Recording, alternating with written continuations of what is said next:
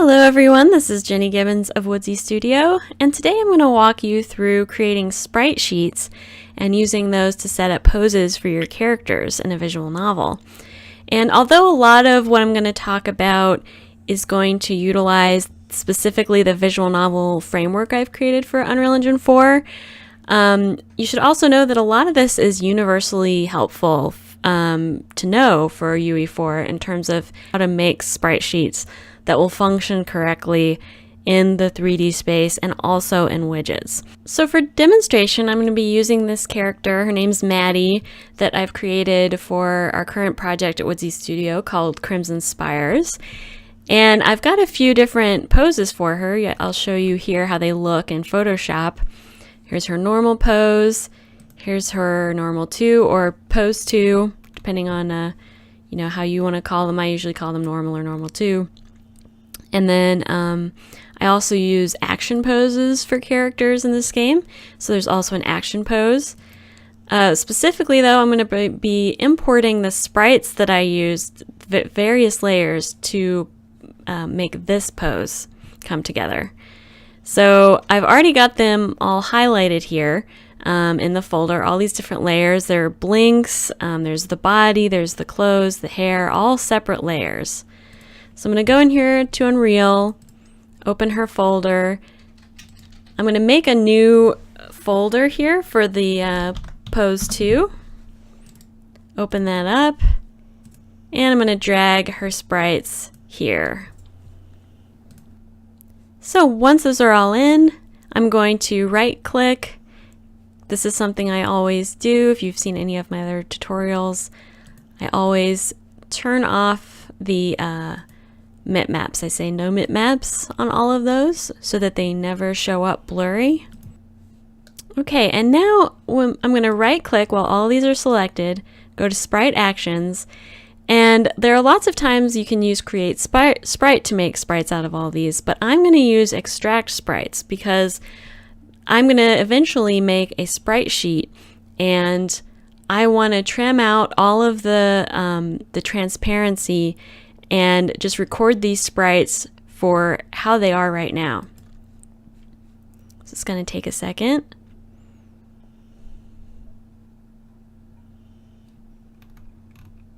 So, this happens sometimes. Sometimes you end up with little ghost images, so this might be bad. I might have a lot.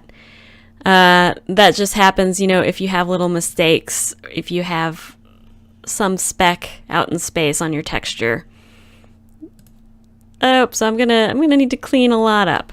Okay, so I cleaned out all of those nasty little transparent pieces, or almost transparent pieces.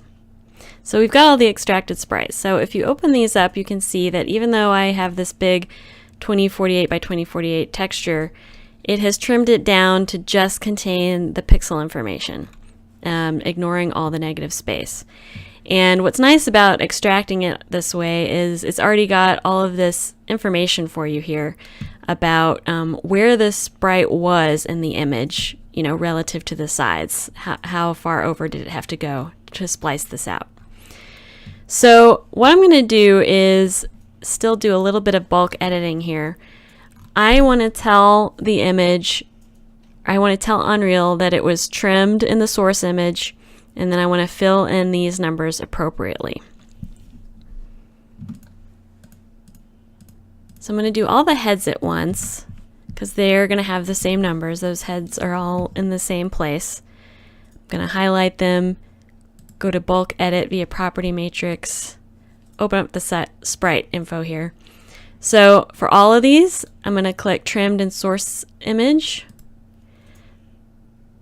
And we want to edit these here and carefully look at our example. For the origin and source image before trimming, we're going to use the information here for the source UV, 778 for the X and 245 for the Y. So that's telling it where in a 2048 by 2048 texture how far it moved over to splice that out. And then we're going to say that it was originally a 2048 by 2048 image. Now I'm going to repeat those steps for the other sprites. A few of these can still be bulk edited, but a lot of them I'll just have to do individually. And just a little note here, this is something that has taken me a long time to learn that is useful. When I do blink animations, you know, the very specific pixels that cover the eye can vary a lot from one expression to the other. So when you're doing like a bulk system like this with different layers and you want them to match with all the spacing, it helps to have these pixels around them that are always going to be in the same place, so that you don't have to worry about these changing shape inside, so that you can automatically trim them and all of them are going to have the same dimensions. Alright, as I resume recording, I have to apologize for a bit of purring in the background. That would be my cat who's decided she really wants to join me while I record. But anyway, so I've finished up the mouth animations, and now I've got all of these new sprites with all their sprite information entered. So the next few steps are a bit more specific to the visual novel framework than what anyone will do while they're making sprite sheets. But what I'm going to do is that now that I have all of these sprites, I'm going to tell the VN framework to use them for the different poses and expressions that Maddie has. So I'm going to open the VN framework. I'm going to go to character data. We're going to find Maddie's data table. We're going to open up the pose data table. I actually have a column here for it already, but it's just blank. I haven't set it up yet. So for the pose, we're going to tell it all of the different sprites we want it to normally use for this pose, for pose 2. So I'm going to go through and drop those into the appropriate places. I've got the body. Here are the clothes. And we're gonna do the padding information later, but first I just want to show you this part. Just put in the normal head here. Here's the front hair. Here's the back hair. We're not using a wildcard right now. For the blink, I actually need to make a blink with this. Just a funny little quirk of UE4 that hopefully gets fixed soon is that when you extract the sprites, it gets a little fussy making a flipbook. Normally, you know, you would do 2 of them and say create flipbook, and for some reason it just copies them. I have no idea why. That only seems to happen when you extract sprites. So I just clicked on one to make a flipbook, and then I'm just manually going to drop in this other keyframe. Here's 1 and here's 2. So now we've got both of those blinks in there. Alright, so we drop in the blink. We also make a mouth animation. Again, just by clicking one of them because it gets a little buggy. And manually dropping in each mouth.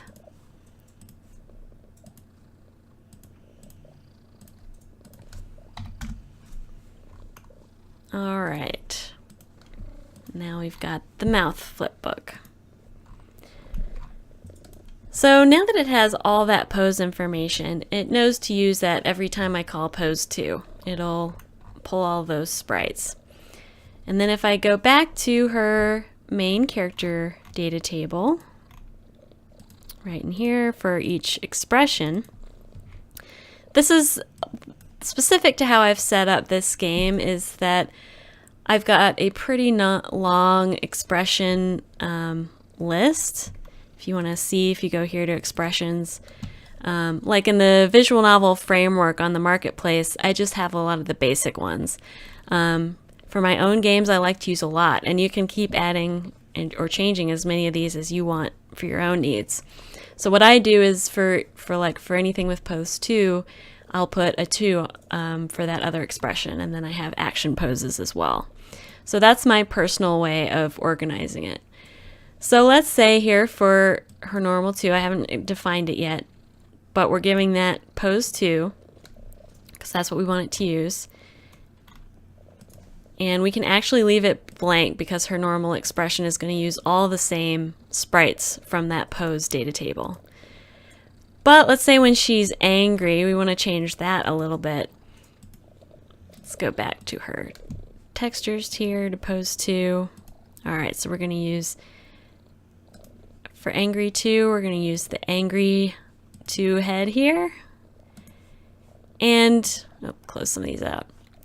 For this one, because her eyes are narrower, it uses a different animation, so we're also going to overwrite that blink animation over here in the blink flip book. Alright, so now it's going to know to overwrite those for when she's angry. So we've got enough here to go ahead and test it out. I've already got a part in the game where she appears. I'm going to just edit the scene a little bit from its current form just for testing purposes here. It's the train approach scene. So we're just going to have her show up really quickly so we can test all this out. Add a line here. Let's put her just near the middle at her base scale. And we'll give her her normal 2 pose so that we see that right away.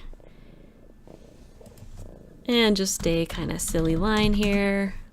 I'm here. And I'm angry. Okay, so this is enough for us just to test it out.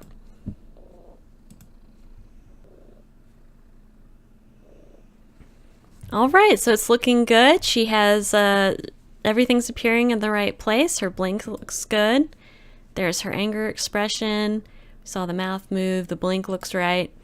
Okay, so all of that worked well to have these sprites show up in the right place here in 3D space. What we want to do next is actually make sprite sheets out of this and prepare the sprites to be able to show up in widgets. So right now, if I were to edit this, fair warning, it's going to look pretty ugly. Here's what happens when you try and make her show up as a widget. So we want to have a close-up when she appears. Okay, so that looks really nightmarish. Yes, that is what happens when you try to display all of these trimmed sprites in a widget. And that's going to be the case also outside of the visual novel framework. Just in general, you try and put those sprites like in an overlay. So we're going to go back and look at the pose data here where we have these padding fields. And there's fortunately a mathematical way you can do this that isn't too horrible, just to enter all of these numbers in. So what I do is I pick out the sprites that are most going to be on the left, like furthest to the left and highest up. So that, because basically all we need is the X and the Y padding from the left and from the top. So usually the leftmost sprite is going to be either the body or the clothes. In this case, it's the body. And you can see that by, it's going to have the lowest X number here. That source UV, that 605 is the lowest of any of these sprites. So it's going to be the furthest on the left. Okay, with our leftmost position at 605, I'm just starting just a simple document here where I'm going to write this down because I have a bad memory and I might forget. And we also want our topmost Y number, which is usually going to be the hair. That's definitely true of this one. And that's going to be 118. So these are basically what we're using as our base numbers. And from here, all we have to do is get each sprite and subtract those numbers from it. So the body, obviously 605 minus 605, that's going to be 0. But for the Y, we need 423. Pull up the calculator because I'm bad at maths. All right, so 423 minus that 118, and that's going to be 305. So the padding is going to be 0 for the X and 305 for the Y. And we basically just have to do that for each sprite. Now we're going to do 627 minus that 605 for our X position. That's going to be 22, so just a little bit of padding there. For the Y, we're going to do 550 minus 118. It's going to be 432. We just keep going down for these. For the head, it's going to be 778 minus that 605. And finally, 481 minus 118. 363. All right. So, believe it or not, that's actually all we have to do here to give the proper padding information to the widget. So I'm going to save all of that. Could be that I got a little of the math wrong, but we'll see once we test it out here. All right, so now she doesn't look like a terrible, nightmarish mess of sprites. She's actually showing up with the proper padding as a widget. And another thing that's specific to the VN framework is you can also have the characters show up in the side. If I wanted to test that out, I could just take out her spawning here. Take out that close-up, just so that she appears in the side. All right, and for this game, I have characters show up in the right that are not the main character, so she looks fine. All right, but we haven't actually made a sprite sheet yet, have we? I prefer to do it this way first, so that it's a smoother process to get all of those numbers correct, just from those original layers. But now we want to make a sprite sheet, and fortunately, that'll be pretty simple now that we've got all of this set up. Okay, so here's where our layers are in their original 2048 by 2048 state. And this is going to take me a bit here. I'll skip through the time it takes for me to do it for all these layers. But I'm going to take each one, splice it out, and put it on a large 2048 by 2048 image. So we've got a base one here. And just like this, we're going to take each one, copy, paste it over in a corner somewhere. And we're going to keep doing this for all the layers and fit as many as we can onto one sprite sheet. All right, so as you can see, I didn't quite manage to fit it all on one sprite sheet, but we'll have two. And that's still, a huge improvement over however many sprites, I don't know, 12, 13 more that I had for that pose to begin with. So it really helps reduce the texture streaming pool in Unreal Engine 4 by making these sprite sheets. So I've got this one here with a lot of the blinks, the hair, the foundational body layers. Make sure to save both of these out as PNG files.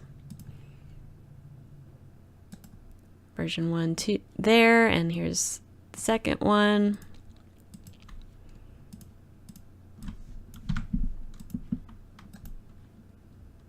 And just a couple little notes about these. You always have to be careful to leave a pure square around each image. Like in Photoshop, it helps. I can click on it and see that that square isn't going to intersect with anything else. Because UE4 will cut it out as a rectangle, I mean. And another note is you never want to pull something right against the edge. What'll happen is it'll bleed up to the top if you have pixels touching the edge. So just a little note to be careful of when you're making these sprite sheets. So now we're ready to bring those into UE4. And what we're going to do is just bring them in separately to start, but it'll probably go a little faster than you'd expect here. I'm going to turn off maps.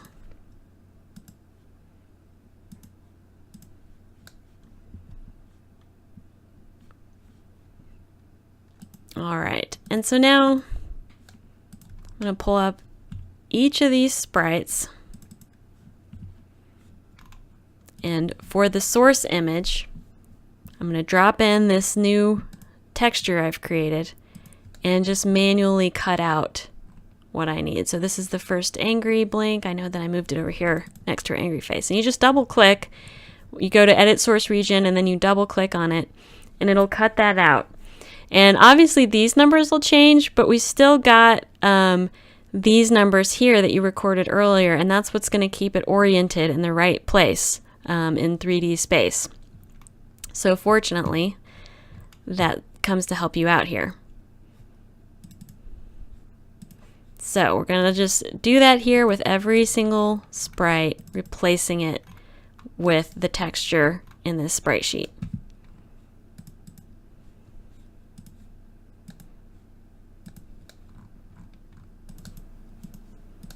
Alright, so I did have to manually go through and click on each one, but now you can see that I've got new sprites.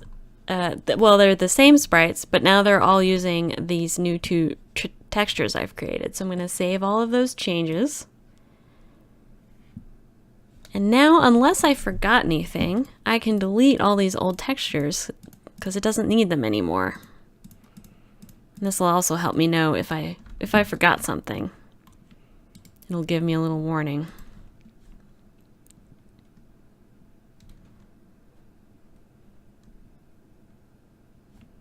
All right, looks good. I'm going to delete all those.